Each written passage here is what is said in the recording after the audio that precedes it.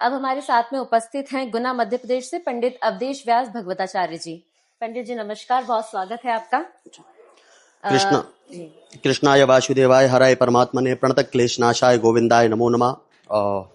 वेदांग वार्ता महोत्सव के समस्त दर्शकों को सादर जय श्री राम, जय श्री कृष्णा। आपको भी सादर जय श्री राम जी। मैं जानना चाहूंगी आपसे कि रामायण में श्री राम के जन्मकालीन ज्योतिषीय विवरणों का क्या महत्व है?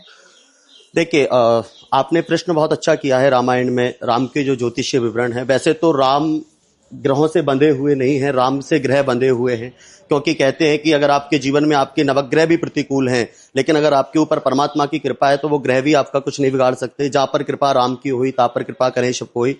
लेकिन फिर भी अगर मैं बात करूं राम के जन्म के समय जो ग्रहकालीन ज्योतिषीय विवरण है, तो उसमें सीधा सा वर्णन मिलता है कि आज हमारे जनमानस में किसी एक व्यक्ति का ग्रह अगर उच्च का हो जाता है तो वो राजसी योग लेकर बैठता है। जिसके जीवन के 5 ग्रह उच्च में हो, स्वराशि में हो, तो वो राम ही हो सकता है, दूसरा कोई नहीं हो सकता। और राम इतना कुछ होने के बाद भी मर्यादा में रहे, अर्थात राम ग्रह योगों के बाद भी हमें ये शिक्षा देते हैं कि जो व्यक्ति मर्यादा में रहेगा, जो धर्म से रहेगा, उसके जीवन में विपत्ति कितनी भी आ जाए, परिस्थिति कैसी भी विपरीत हो जाए, लेकिन एक समय के बाद उसके जीवन में राजयोग का निर्माण होगा। इसे कोई रोक नहीं सकता। कैकेयी द्वारा जो वरदान मांगने की घटना हुई थी रामायण में, तो उस पर ग्रह दोष का क्या औचित्य है? कैकेयी की अगर मैं बात करूं तो जगत कैकेयी को निंदनीय मानता है, लेकिन मैं मां कैकेयी को वंदनीय मानता हूं। क्योंकि अगर मां कैकेयी ही है जिन्होंने राम को श्री राम बनाया है।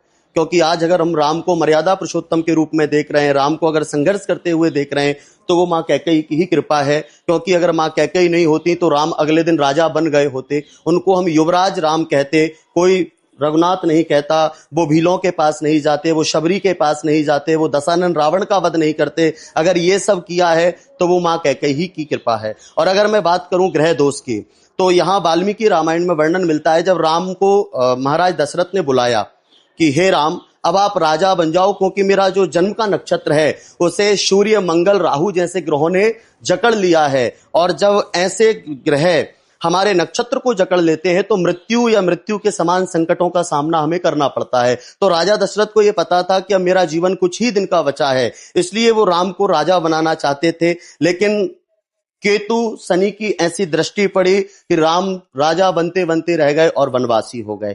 तो कहीं ना कहीं केतु और शनि का ही वो प्रताप था, और कहीं ना कहीं ग्रह दोषों का ही वो योग था कि जो अगले दिन राजा बनने वाले थे वो वनवासी बन गए। रामायण और ज्योतिष को यदि देखा जाए तो क्या उपाय निकल कर आते हैं इसके? देखिए, रामायण में गोस्वामी बाबा तुलसीदास जी कहते हैं, मंत्र महामंत्र विषय व्याल के, मेटत कठिन कुंग भाल के। मंत्रों में वो शक्ति है जो आपके लिखे हुए भाग्य को भी बदल सकते हैं।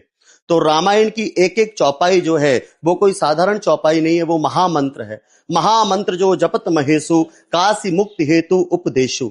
क्योंकि महामंत्रों को जब महादेव कहते हैं कि जो रामायण की चौपाइयों का नित्य स्मरण करता है, आप 5 चौपाइयां रोज पढ़िए, आपके जीवन में किसी भी प्रकार का ग्रह अगर नीच स्थिति में भी है तो भी वो ग्रह आपका कुछ बिगाड़ नहीं सकता। क्योंकि मैंने वार्ता को प्रारंभ करने से पहले कहा है, जहां पर कृपा राम की हुई ता पर कृपा करे सब कोई। अर्थात आपके जीवन में रघुनाथ जी की कृपा है तो ग्रह भी आपके ही अनुकूल रहेंगे, कभी प्रतिकूल हो ही नहीं सकते। इसलिए मैं निवेदन करूंगा कि आप अगर सनातनी हैं, हिंदू हैं, तो अपने घर में नित्य रामचरितमानस का पाठ जरूर करिए। क्योंकि रामचरितमानस ही है जो मानव को मानव बनाती है। अंत में बस आपसे यही पूछना चाहूंगी कि रामायण से क्या शिक्षा देना रामायण की बातों से आप लोगों को क्या संदेश देना चाहेंगे, क्या शिक्षा मिलती है? देखिए, रामचरितमानस हमारे जीवन की आदर्श आचार संहिता है। रामचरितमानस कोई ग्रंथ नहीं है, रामचरितमानस कोई पुस्तक नहीं है।